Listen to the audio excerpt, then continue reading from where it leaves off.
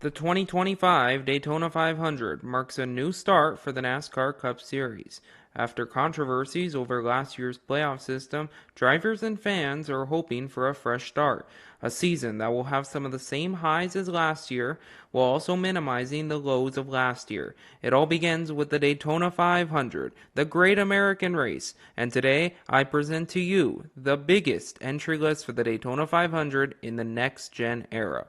Just a quick note, all stats are sorted as wins, top 5s, and top 10s, along with career cup starts. Now enjoy.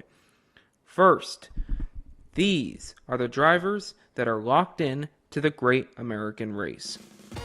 Going numerically, the entry list begins with Ross Chastain. Although not known as a plate racer, his 2022 Talladega win sets him up nicely stats-wise. One might remember, though, that he was very close last year to win it, making this extremely aggressive trackhouse racing driver a reasonable dark horse. The 2022 Daytona 500 champion returns for his fourth year in the Cup Series, despite being the youngest driver at Team Penske. Despite his only two top 10s at Daytona coming in his rookie year, Cindric's solid runs at Superspeedway Atlanta make him a solid contender for this year's 500.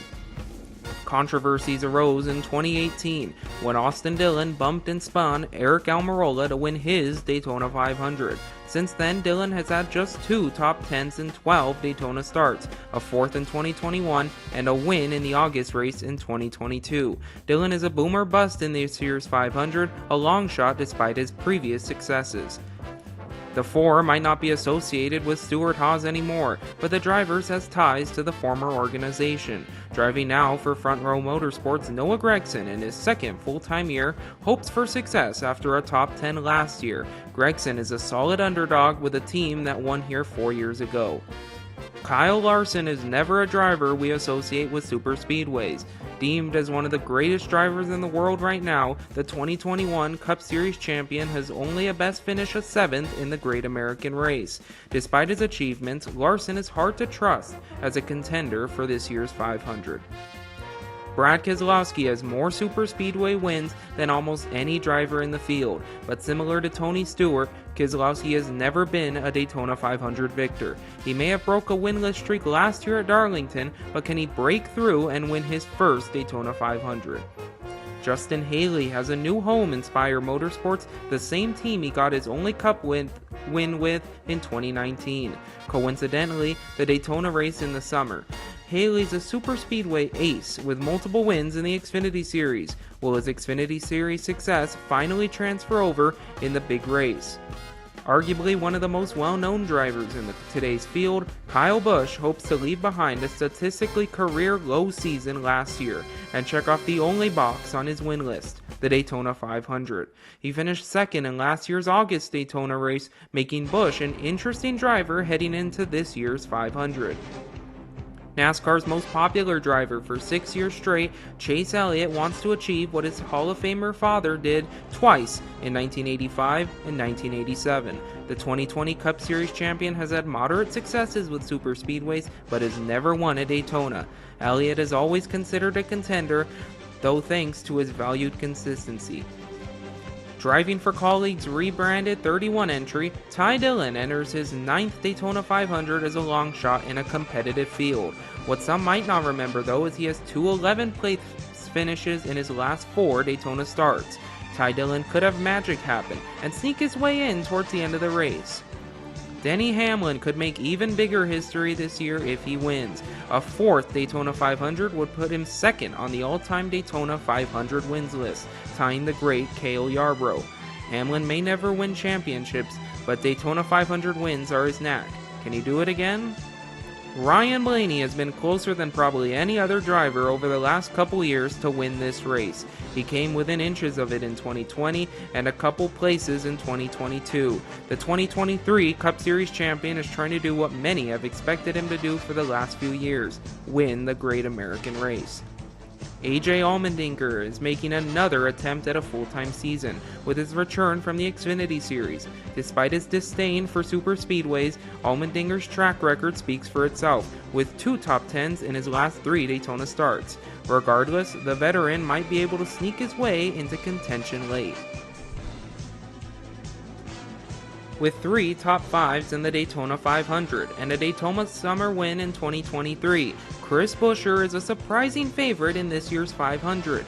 With just one finish outside the top 20 in his 6th Daytona Next Gen starts, Buescher will have help from his teammates in Brad Keselowski and Ryan Preece, making him a favorite to win. Stewart-Haas's dissolvement left 4 drivers scrambling for a ride.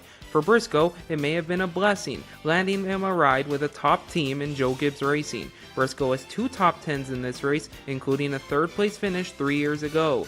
With his new team, Briscoe has his best shot to win the 500.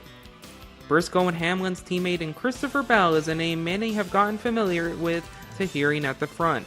With arguably his best season last year, Bell heads into the Daytona 500 as a favorite. With 2 top 5s the last 2 years, Bell could get Joe Gibbs their first Daytona 500 win since 2020. One of the Stewart-Haas refugees in Josh Berry found a home at the historic Wood Brothers Racing this year, a team that got their 100th team win last year in the Daytona August race. Although it's a different driver driving for the Wood Brothers, Josh Berry's poor Daytona stats are minimized thanks to a strong Penske alliance behind him. The reigning Cup Series champion Joey Logano heads into this year with controversy all around him due to his lackluster championship-winning season. However, the 3-time champ isn't fazed and is hoping to add a second Daytona 500 to his trophy case, a very real possibility. Bubba Wallace may have gone winless last year, but he did have his best statistical season. With the 2311 Racing Charter mess over, the offseason behind him, Bubba is hoping for a decent 500 weekend. He finished 2nd in the 500 in 2022, and came close in 2018 as well, a potential dark horse for some.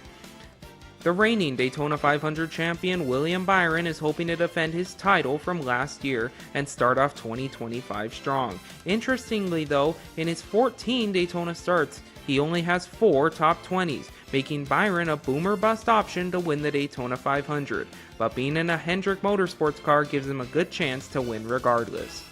With McDowell departing front row, Todd Gilliland has become the elder statesman of the team at just 24 years old. With an accompanying number change, Gilliland needs a good run in the 500 and this season to hopefully take the next step and lead the team that has won this race before. Riley Herbst sort of broke through last season in the Xfinity Series, collecting 2 wins including the final race of the season. The rookie is hoping to continue this momentum with a full-time ride in 2311's 3rd car, as he continues to push back against the rich kid narratives. Leaving both Spire and Trackhouse contracts, Zane Smith hopes his sophomore season will be more successful than his rookie venture last year. Reuniting with his former team in Front Row Motorsports, Zane has a lot of momentum in the late parts of last year, which may translate into his new ride. On top of that, his 3 13th places, finishes in Cup, and multiple Truck Daytona wins may lend himself to a successful Daytona 500. The remnants of Stewart-Haas Racing formed into the Haas Factory team, where Cole Custer finds his new home. Returning back to Cup after 2 years in the Xfinity Series, Custer hopes to start his Cup Series career fresh. Custer has never been the best at superspeedways, so he's a long shot for this year's 500. If there's one driver that wants a turnaround, it's John Hunter Nemechek. Nemechek has multiple wins in NASCAR lower series, but surprisingly, no superspeedway wins. Regardless, Nemechek is hoping to improve on last season's disappointing run and win the 500 for Legacy Motor Club.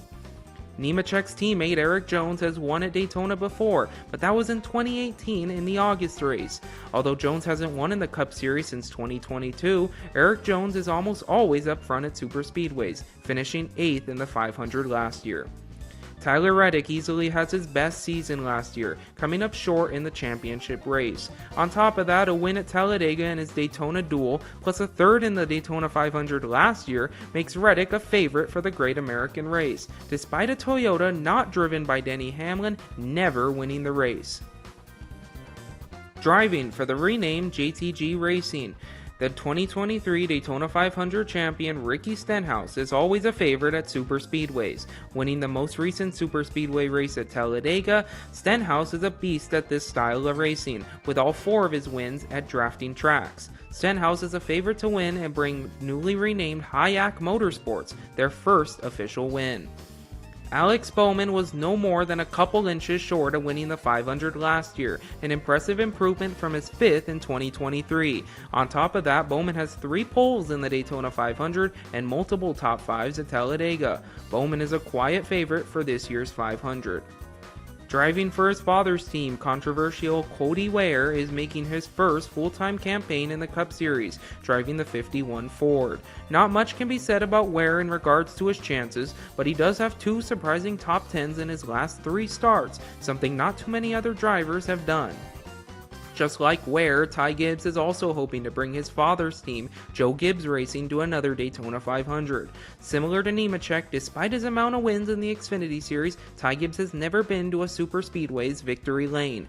Can Gibbs change that this year? He did finish 5th in his most recent Daytona start.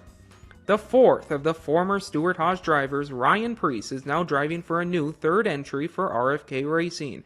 Reuniting with his former sponsor Kroger, Preece has had success before at Daytona, where fans might recall his crazy 2019 run to finish 8th or his 2 top 10s in 2021. Preece is definitely a dark horse to run up front this year.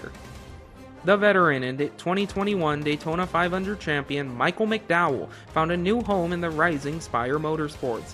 Although McDowell is a road course racer in his expertise, McDowell is surprisingly crafty at the end of superspeedways. With a new team, he might get back to victory lane, making him a dark horse. The sophomore and tallest driver in the field, Carson Hocevar, is looking for his first win in the Cup Series, especially after a successful campaign where he won Rookie of the Year last year. Although he finished last in last year's Daytona 500, Hocevar had a strong program behind him, where he could be up front near the end. All the way from New Zealand, the supercar legend Shane Van Gisbergen is making his well-anticipated full-time debut in the Cup Series. Van Gisbergen has been mighty impressive in his limited NASCAR starts, where he's been victorious in many road course races. But whether SVG can win on an oval, especially the Daytona 500, remains the question. The final locked-in driver, Monterrey, Mexico's Daniel Suarez, has never had much luck in the Daytona 500, or on super speedways for that matter. In 15 Daytona starts, he has just 3 finishes total. Regardless, Suarez won last year's Atlanta Superspeedway race, so with a little luck, Suarez might get lucky and pull through to win this year. Notably about the Daytona 500 is its large entry lists. With 36 spots locked up, only 4 spots are available for the open cars, entries that are not full-time. With that said, here are the open drivers attempting to race their way into the Daytona 500. Driving Rick Ware Racing's renumbered 2nd entry, Corey LaJoie is trying to change his reputation amongst NASCAR drivers. Known for his aggressive racing and big mouth, LaJoie's goal is to stay Cup relevant and put himself into Cup contention. That begins here, where he attempts to make another Daytona 500. Dale Earnhardt Jr.'s Junior Motorsports is finally making their Cup debut, a Daytona 500 entry with reigning Xfinity Series champion Justin Allgaier. Allgaier has raced the Daytona 500 before, though his last attempt was 2015. Regardless, Allgaier and Junior Motorsports should have enough speed to make the 500. J.J. Yaley and New York Motorsports are by far the longest shot to make the Daytona 500. Despite these long odds though, the little team that could was a couple hundred feet last year from qualifying in, making the veterans' chances not as long as they might seem. Although he just retired from full-time racing, the 2017 Cup Series champion Martin Truex Jr. is returning part-time, beginning with another attempt to make the Daytona 500. He enters with Tricon Garage, a Truck Series team making their Cup debut. It'll be interesting to see how Truex fares in making the race, especially with his unsuccessful Daytona track record. Anthony Alfredo had just one goal last year, make the Great American Race, and he did just that. This year, Alfredo is doing much of the same, running it back with Beard Motorsports. The team has had success before, finishing top 10 in 2020 with Brennan Gaughan. Alfredo could take this one full-time employee team into the 500. The Xfinity and truck driver Chandler Smith is attempting to make his first Daytona 500, 2 years after not qualifying for the race in 2023. The 66 was originally going to be driven by veteran Mike Wallace, but now Chandler Smith will try to shock some people and get Carl Long's team back into the Daytona 500. Live Fast Motorsports wouldn't be without its owner and driver BJ McLeod. One of the most loved figures in the sport, McLeod has long odds to make the Daytona 500. Despite this, he and his team have shown nice improvements in speed, making him a dark horse to qualify into the 500. One of the greatest NASCAR drivers today, the 7-time champion Jimmie Johnson, is trying to make his 22nd Daytona 500, a race he won in 2006 and 2013. Although he barely made it last year, Johnson has high hopes that he can make his 699th start this February. Hailing from Brazil, the 4-time Indianapolis 500 winner Alio Castroneves is finally making his long-awaited NASCAR debut. Although not technically an open car, as Castroneves is locked in thanks to NASCAR's new Superstar rule, Castroneves still wants momentum heading into the 500 weekend. This is the field for the 2025 Daytona 500. Comment below who you have to win the Daytona 500, and make sure to subscribe for weekend recaps and all the action from NASCAR this year. I hope to revitalize this channel, of course, and get out more great content soon. For now, thanks for watching.